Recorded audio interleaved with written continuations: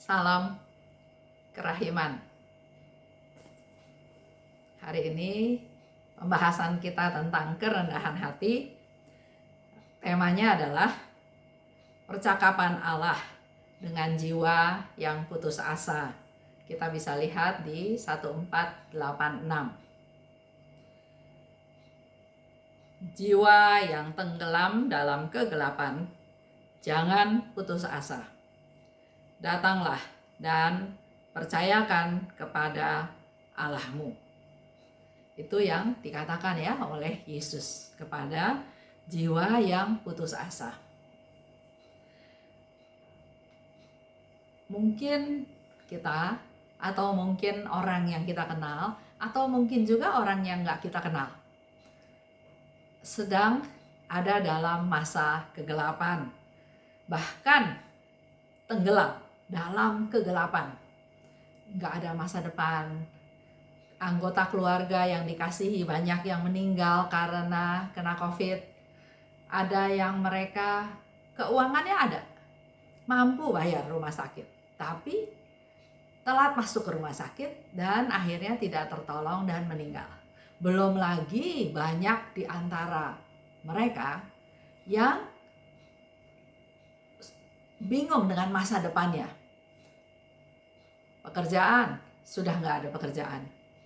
Pengurangan karyawan begitu banyak di perusahaan-perusahaan. Di PHK memang, tapi pesangon yang didapat juga tidak sesuai hitungan karena memang perusahaannya juga sudah tidak sanggup. Bagaimana masa depannya? Bagaimana dengan utang-utangnya? Juga ada teman cerita ya, dia berusaha. Rencananya supaya usahanya semakin besar sehingga pinjam uang. Tanpa dia tahu, kena pandemi. Uang yang dia pinjam otomatis harus dikembalikan, harus bayar bunga. Tapi sekaligus uang-uang tersebut sudah dia taruh, sudah dia tanam di usahanya dia sebagai barang-barang yang harus dia beli, juga untuk operasional daripada perusahaannya. Jadi banyak sekali yang mengalami masalah. Dan di sini dikatakan jiwa yang tenggelam dalam kegelapan, jangan putus asa. Jadi patokannya, poinnya adalah jangan putus asa, karena selalu ada pengharapan. Di situ dikatakan datanglah. Jadi langkah yang konkret yang harus kita lakukan adalah kita datang. Datanglah dan percayakan kepada Allahmu. Segala permasalahan, segala kekhawatiran, segala persoalan, serahkan kepada Allahmu. Tapi ternyata jiwa ini semakin tenggelam dalam kegelapan. Yesus katakan lagi, dengarkanlah suara Bapamu. Jadi Tuhan pun tidak putus asa. Dia terus berusaha supaya jiwa yang tenggelam dalam kegelapan ini mau datang pada Tuhan. Oleh sebab itu Yesus katakan, dengarkan suara Bapamu. Jiwa tersebut ternyata semakin terjerumus dalam kegelapan yang pekat. Dia nggak datang pada Bapa, dia nggak dengarkan suara Bapa, bahkan tenggelam, makin tenggelam ke dalam keputusasaan. Kalau kita sudah mulai masuk ke putus asa, di sini dikatakan keputusasaan merupakan cicipan neraka, membuat dia tidak mampu menghampiri Allah. Jadi ini menjadi satu pembelajaran buat kita. Pertama, yang mengalami masalah, mengalami penderitaan, mengalami susah, mengalami tantangan bukan hanya kita sendiri. Sering kita menjadi rasanya tenggelam, rasanya nggak ada masa depan, rasanya sampai ke titik putus asa karena merasa saya sendiri. Padahal kalau kita buka wawasan, yang mengalami kesusahan khususnya akibat pandemi ini bukan hanya saya. Banyak orang yang mungkin lebih parah daripada yang kita alami. Dan kalau kita sudah masuk ke titik putus asa, membuat dia tidak mampu menghampiri Allah. Nggak punya pengharapan. Yang ketiga, Yesus masih katakan lagi, yang ketiga kalinya jiwa ini dipanggil lagi oleh Yesus. Tapi jiwa itu tetap menutup telinga dan mata. Ia berkeras hati dan putus asa. Itulah percakapan jiwa yang putus asa dengan Tuhan. Kita juga harus mulai peka, menyadari keadaan sekeliling, karena mungkin saja ada orang-orang di sekitar kita yang juga mengalami hal tersebut. Kita lihat apa yang Yesus lakukan. Setelah dipanggil 3 kali masih belum, ya di sini dikatakan, kemudian kerahiman Allah mulai menyatakan diri. Allah memberinya rahmat terakhir.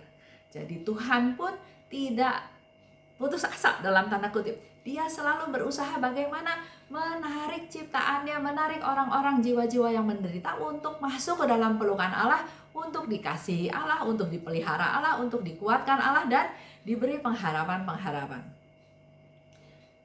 Itulah kerahiman Tuhan. Sehingga di sini dikatakan kerahiman Allah mulai menyatakan diri. Allah memberi rahmat yang terakhir. Rahmat ini muncul dari hati Yesus yang Maha Rahim.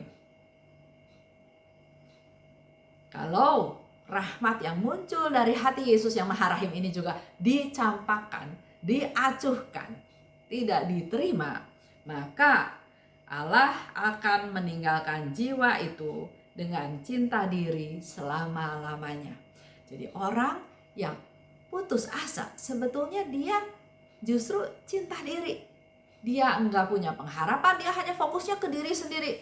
Diri saya menderita, orang lain enggak boleh tahu, saya tertutup, saya... Itu ungkapan.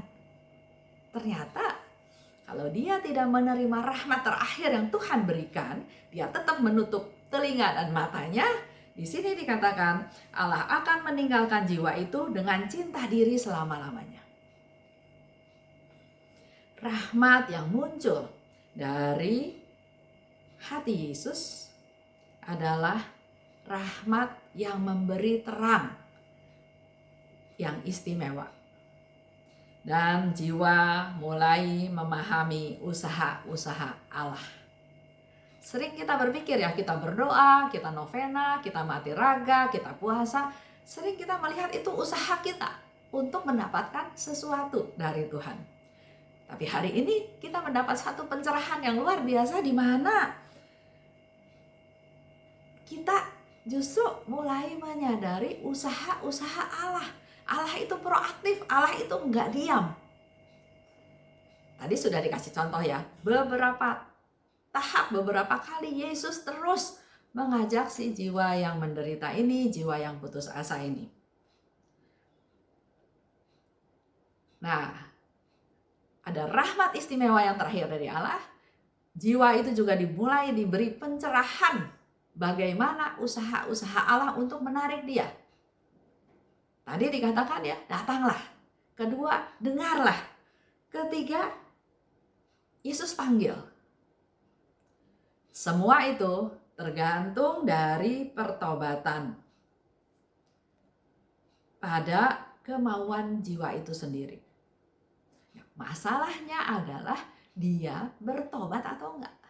Pertobatan dari jiwa yang putus asa, dari jiwa yang menderita, tergantung dari dianya sendiri.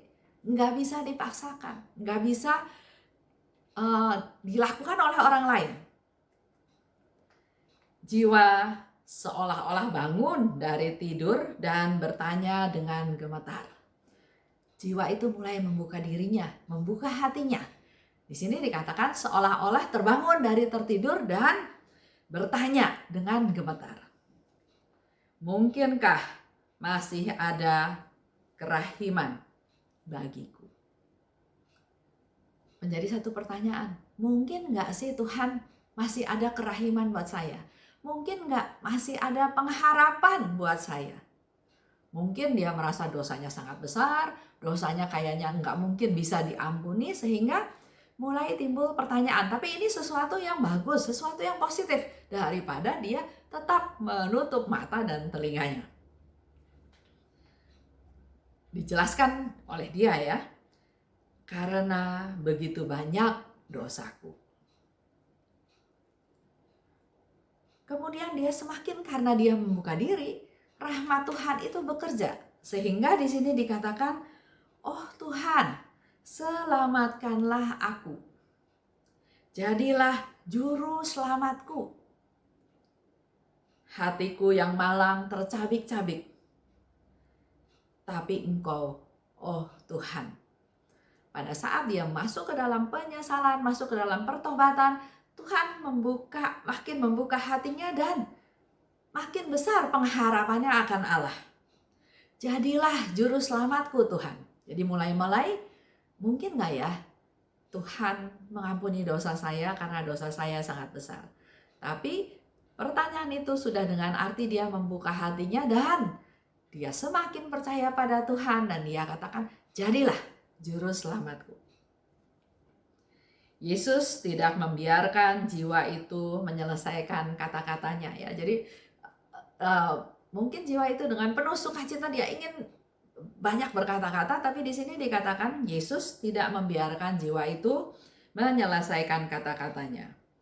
Dia diangkat dari tanah, dari tubuh kepapaannya. Dengan membuka diri, Tuhan mengangkat dia dari tanah. Mengangkat dia dari kepapaannya, mengangkat dia dari ketidakberdayaannya, mengangkat dia dari tidak punya pengharapan. Allah Maha Rahim. Ia menuntunnya masuk ke dalam kediaman hatinya. Jadi tidak hanya diangkat, tapi dia dituntun untuk masuk ke dalam hatinya Tuhan. Di sana semua dosanya lenyap dengan seketika. Dihanguskan oleh nyala cinta kasih. Nggak ada dosa yang nggak mungkin bisa diampuni oleh Tuhan. Kalau kita terus memendam, memegang dosa-dosa kita, itu yang tadi dikatakan di awal, cinta diri akan menghancurkan dia. Pertobatan, bukti dari kerendahan hati. Kita lihat ya tadi contoh jiwa yang putus asa. Fokusnya dia hanya saya berdosa, nggak mungkin dosa saya diampuni, bahkan dia nggak mau mengaku dosanya dia tutup telinga, dia tutup kupingnya, dia tutup matanya, dia nggak mau datang pada Tuhan, dia nggak mau ngomong sama Tuhan. Itu salah satu sikap cinta diri. Mencintai diri supaya jangan ketahuan sama orang lain. Tapi begitu membuka diri walaupun hanya secercah, hanya sedikit, itu sudah masuk ke dalam tahap pertobatan. Mungkinkah Tuhan? Kalau tadinya dia berpikir nggak mungkin Tuhan mengampuni saya. Tapi ada secercah harapan, pertanyaan, mungkinkah Tuhan mengampuni dosa saya? Jadi pertobatan adalah suatu bukti dari kerendahan hati. Mengakui dia berdosa dan mengakui dia tidak layak. Dan dengan adanya pertobatan, awal pertobatan tersebut, maka sudah mulai ada pengharapan. Mungkinkah masih ada kerahiman bagiku? Selanjutnya di sana dikatakan, tunjukkan. Bahkan hanya dengan kedipan niat baik, hanya punya niat baik aja, itu sudah membuka hati kita untuk Tuhan masuk. Membuka pintu walaupun kecil ya, karena betul gak sih Tuhan ampuni saya ya? Tapi sinar-sinar Tuhan yang istimewa bisa masuk ke dalam hatinya. Biarlah kerahimanku bekerja dalam jiwamu yang malang. Itu yang Yesus katakan. Dengan kita membuka hati kita walaupun secercah sedikit, hanya buka pintu sedikit niat baik, Yesus katakan, Biarlah kerahimanku bekerja dalam jiwamu yang malang. Biarlah sinar rahmat masuk ke dalam jiwamu. Sinar itu akan membawa serta terang, kehangatan, dan kehidupan. Itu bisa dilihat di 1486. Jadi harapan dari kita semua adalah jangan putus asa. Tetap punya pengharapan. Walaupun hanya setitik pengharapan, tapi dengan satu kedipan niat baik, sinar-sinar kerahiman Tuhan bisa masuk ke dalam hati kita. Sehingga di situ kan tadi dikatakan, biarlah kerahimanku. Yesus mau kerahimannya masuk ke dalam jiwa yang malang. Dan sinar-sinar rahmat istimewa yang Tuhan berikan akan masuk ke dalam jiwa kita semua dengan membawa terang, kehangatan, dan kehidupan. Itu aja untuk hari ini. Salam kerahiman.